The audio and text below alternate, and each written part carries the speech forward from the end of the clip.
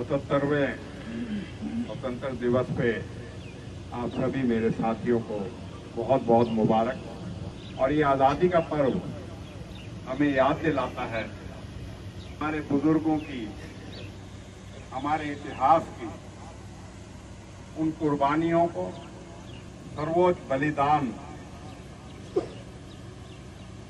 कड़ी मेहनत, जद्दोजहद के साथ हमने, चाहे वो शासक मुगलों के रूप में थे, चाहे शासक अंग्रेजों के रूप में थे, हमने आज़ादी की दीवानगी थी हमारे बुजुर्गों में।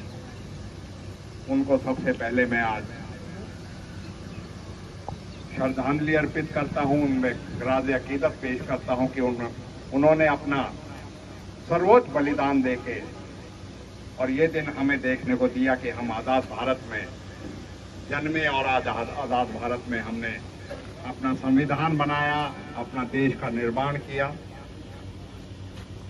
साथियों, सैकड़ों साल की लड़ाई, जद्दोजहद, परेशानियां और अंग्रेजों की फूट डालो राज करो की रीति ने इस देश के सभी समाजों को इस तरह बांट दिया था कि एक दूसरे के प्रति नफरत की आग थी। लेकिन भारतीय राष्ट्रीय कांग्रेस के नेताओं ने, खास तौर पे महात्मा गांधी ने, पंडित जवाहरलाल नेहरू, सरदार पटेल, मौलाना आजाद, सुभाष चंद्र बोस, इन सरीका नेताओं ने एक देश की जनता को संदेश दिया कि हमें अपना देनी है, हमें अपनी संप्रभुता कायम करनी है और अपना राज कायम करना है। अंग्रेज जो ये समझता था कि दुनिया में उसके शासन का कभी सूर्य अस्त नहीं होता, इतनी बड़ी ताकत थी, उसके खिलाफ कांग्रेस के नेताओं ने अपने विचारों से, अहिंसा के सिद्धांत पे और पे चल के आप सब लोगों को इतना बड़ा हिंदुस्तान, जिसमें आज 3 देश तो बने हुए हैं, उसमें अंग्रेजों को यहाँ से निकलने को मजबूर किया। हम उन नेताओं को भी आज यहाँ आज़ादी के पर्व पे उनको खिराज अकीदत पेश करते हैं और देश हमेशा उनका ऋणी रहेगा कि उनकी कुर्बानियों की वजह से, क्योंकि आज तो माहौल ये है कि कभी किसी को कर देते हैं, लेकिन अंग्रेजों ने तो नेताओं को किसी को 10 साल, किसी को 15 साल जेलों में रखा। बहुत से जो हैं शहीद भगत सिंह, अशफाकुल्ला खान, चंद्रशेखर आजाद, उन नौजवानों ने जो जुनून था, उन्होंने आज़ादी का जुनून था। देश आज़ाद होने से पहले हमारे नेताओं ने अपना संविधान बनाया और संविधान के लिए जो रचयिता थे, मैं कहूँगा डॉक्टर भीमराव अंबेडकर ने एक ऐसा संविधान दिया जो मैं मानता हूँ कि दुनिया में एक अद्भुत लोकतंत्र और एक मजबूत लोकतंत्र की सबसे बड़ी नींव थी। आज साथियों, हमारे सामने बहुत चुनौती है। देश के सामने चुनौती है लोकतंत्र बचाने के लिए, संविधान बचाने के लिए। आज इस लड़ाई को फिर से भारतीय राष्ट्रीय कांग्रेस के नेताओं ने लड़ रहे हैं। आज ना तो विकास के ऊपर बात होती है, ना तरक्की के ऊपर बात होती है, आज बात होती है नफरत के ऊपर। आज बात होती है धर्म और जातियों के जो है भूलने के ऊपर। एक दूसरे का समन्वय जो है उसको बिगाड़ के राजनीति करने का है।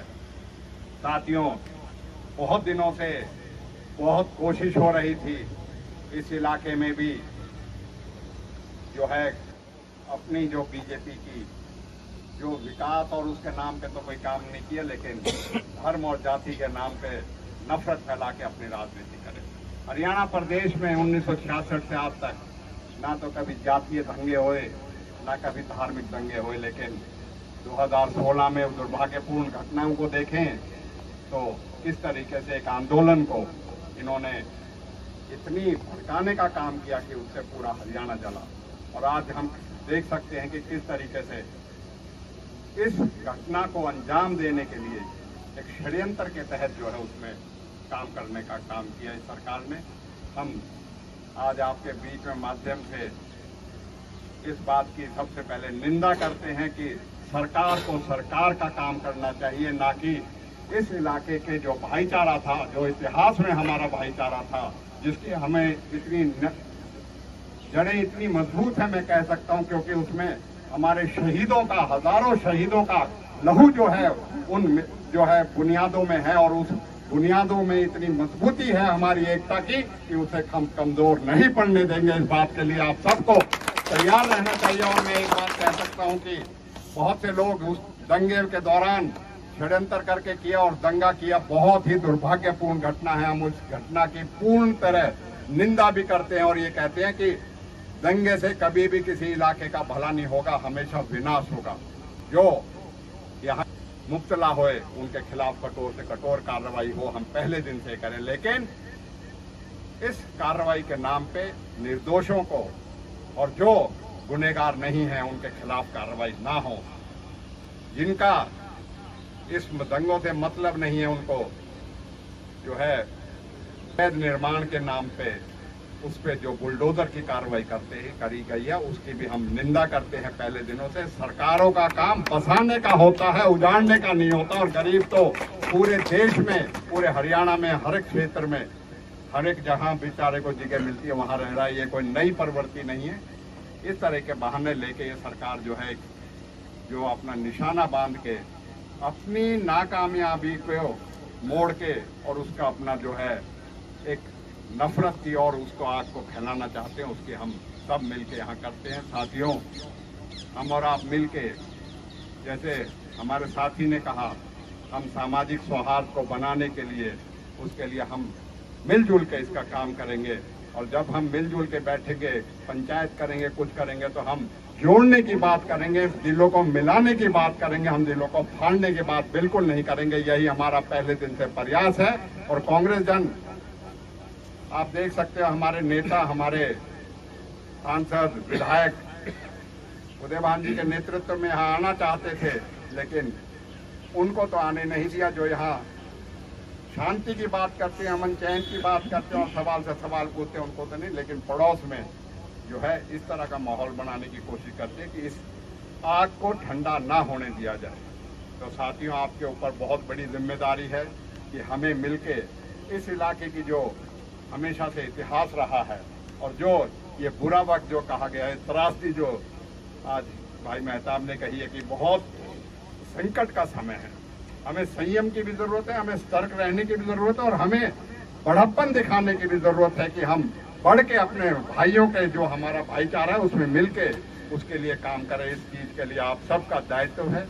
और मैं, बहुत से साथी हमारे यहाँ आए हैं, उनका सकारात्मक इसमें पहल रही है। मैं आप सब की तरफ से, पूरे समाज की तरफ से, उनका पूरे इलाके की तरफ से उनका शुक्रिया अदा करता हूं और ये कहता हूं वो मिसाल कायम कर रहे हैं कि हमारे यहाँ फिर से भाईचारा और अमन कायम होगा और हम मिलजुल के इसी तरह रहेंगे। और जो षड्यंत्रकारी हैं, जो इस तरह की दंगाई करते हैं, उनके खिलाफ सख्त कार्रवाई होगी और इंसाफ मिलेगा। और सरकार को भी अपनी इन हरकतों से, ओछी हरकतों से, मानसिकता से और अपनी विफलताओं से, कुंभकर्णी नींद से उठ के उस पर अपना कर्तव्य, अपना दायित्व जो है निभाना होगा। सरकार अपना राज धर्म निभाए, ना पक्ष करके किसी को प्रताड़ित करे या उत्पादित करे। हम उसकी करते हैं।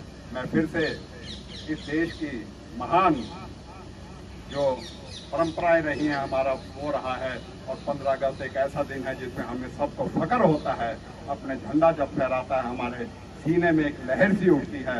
यही लहर उठ के इसी बात की प्रेरणा देती है कि हम एक हैं, एक रहेंगे और आगे मिलके हम सारी चुनौतियों का मिलकर मुकाबला करेंगे। आप सब आज इसमें शामिल हुए और आज का ये विशेष अवसर और विशेष परिस्थितियों में आप जब शामिल हो, तो मैं आप सबका अपनी तरफ से, भारतीय राष्ट्रीय कांग्रेस की तरफ से, हरियाणा प्रदेश कांग्रेस कमेटी की तरफ से आपका बहुत बहुत धन्यवाद करता हूं और उम्मीद करता हूं कि हम इस बुरे वक्त को मिलजुल के अच्छे वक्त में तब्दील करने का काम करेंगे। बहुत बहुत शुक्रिया। जय हिंद।